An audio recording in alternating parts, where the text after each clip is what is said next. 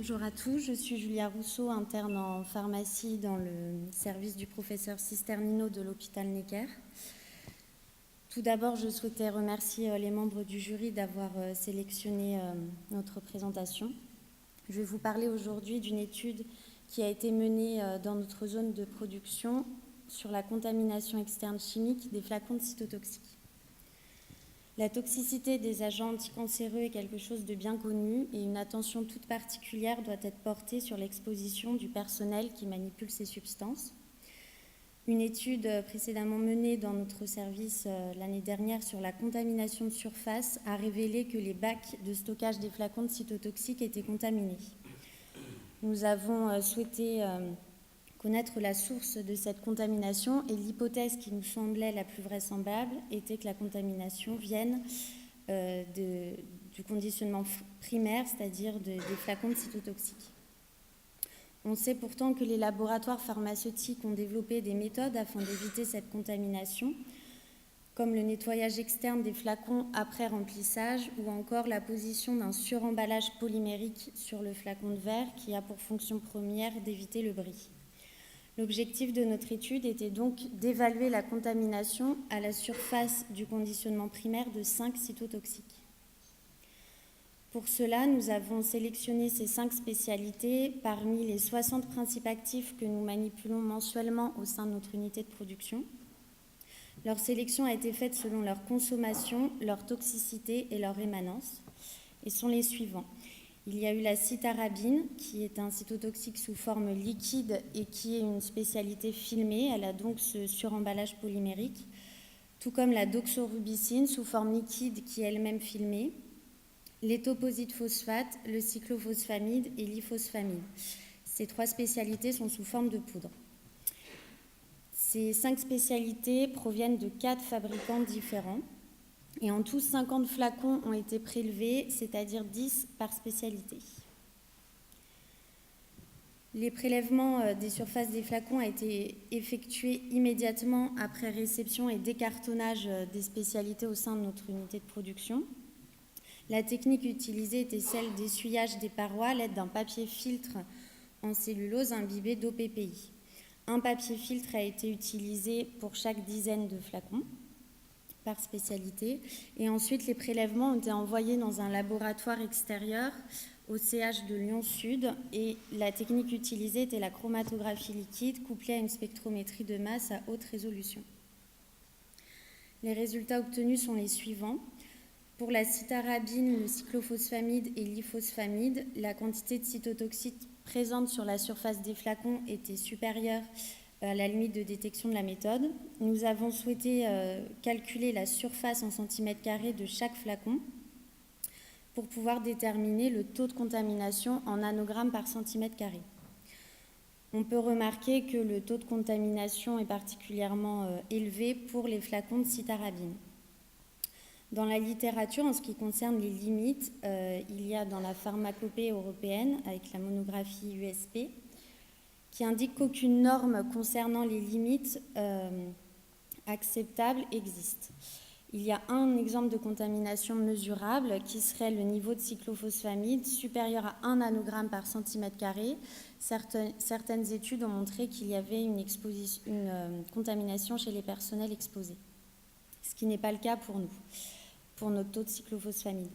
Et ensuite, il y a la Société européenne de pharmacie oncologique qui a, à l'aide du MACHA Project, déterminé le seuil à 0,1 nanogramme par centimètre carré. On peut donc dire que nous avons mis en évidence une forte contamination des flacons de cytarabine, ce qui laisse supposer un nettoyage partiellement efficace par les industriels. Ce qui nous a surpris, c'est que cette spécialité qui est la plus contaminée est celle qui a ce suremballage polymérique. On aurait tendance à croire que ce suremballage protégerait de la contamination, mais ce n'est pas ce que montrent nos résultats. Nous avons donc mis en place dans notre structure une nouvelle procédure avec une décontamination systématique chimique des flacons à l'alcool lors de la réception des spécialités cytotoxiques. Et le personnel manipulant ces flacons doivent avoir un équipement de protection individuelle adapté, donc les gants bien entendu, et nous avons mis en place le port du masque FFP2 systématiquement. Ces résultats, il ne faut pas s'en contenter. Il est nécessaire de faire un suivi régulier de la contamination chimique de nos flacons et de nos surfaces. Il est également important de former au risque de contamination tous les manipulateurs exposés à ces substances. Merci pour votre attention.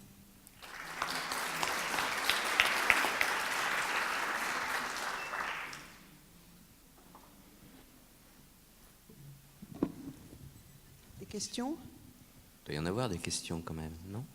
Parce qu'il y a beaucoup d'équipes qui sont au moins potentiellement concernées. Alain. Oui, bravo pour ce travail. Oui, merci. Bravo pour ce travail. J'ai deux questions. Pour les lots, je n'ai pas bien suivi, mais vous avez utilisé les mêmes lots, pardon, ou oui. Des lots différents? Non, effectivement, c'était les mêmes lots.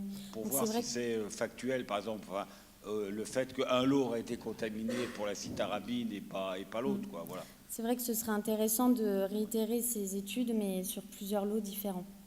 Voilà. Et puis deuxième, bon, mais ça c'est plutôt une remarque, c'est vraiment très étonnant de voir que la citarabine, bon, c'est vrai qu'il y a le film, mais enfin quand même, bon, la citarabine c'est un truc qui est très soluble dans l'eau, donc c'est un peu étrange qu'il se fixe autant sur le film, quoi. Et ça vaudrait peut-être le coup de faire des essais de fixation, je dirais, expérimentale, de prendre un film ou un flacon, etc., le laver avant, de mettre de la citarabine dessus pour voir si ça absorbe ou pas, pour tester l'hypothèse, quoi, parce que ce serait intéressant. Effectivement, le suremballage polymérique pourrait avoir une interaction voilà, c'est ça, avec mais le principe c'est actif. étrange parce que comme la citarabine c'est très très hydrophile, bon, un film polymérique ça dépend ce que c'est. Enfin, ça vaudrait le coup de faire des essais, je pense. Puis ça fera un beau papier dans le journal, dans eJob, quoi, voilà. En plus c'est le Macha Project, voilà.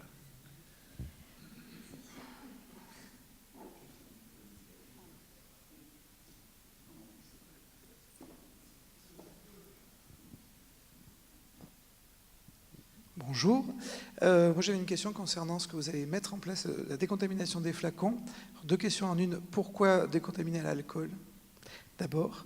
Et ensuite, est-ce que vous avez fait des mesures pour vous assurer que votre protocole était correct? C'est-à-dire qu'il y a déjà des choses qui ont été rapportées. Si vous utilisez, par exemple, la même compresse d'un flacon à l'autre, vous augmentez la contamination des derniers flacons, même si vous nettoyez les premiers. Vous avez validé votre décontamination? Donc effectivement, on n'a pas encore mis en place cette étude-là, mais il serait intéressant de mesurer si c'est efficace, cette procédure de décontamination à l'alcool. Après, on a choisi l'alcool, mais il y a certains agents qui seraient peut-être mieux adaptés pour certains cytotoxiques. Nous, on n'utilise que l'alcool, effectivement, mais il serait intéressant de refaire des prélèvements ensuite pour voir si c'est réellement efficace. Est-ce que vous avez fait un retour aux fournisseurs? Alors, on a contacté le laboratoire, oui. On ne lui a pas donné nos résultats. On a en fait demandé la procédure de nettoyage de leurs flacons. Ils nous ont donc renvoyé, le lavage est fait après remplissage du flacon et avant le suremballage. Et en fait, on ne leur a pas donné nos résultats parce qu'il y a un article qui est en cours de rédaction et du coup, les pharmaciens ne souhaitaient pas, dans un premier temps, communiquer le résultat. Très bien, donc pas d'autres...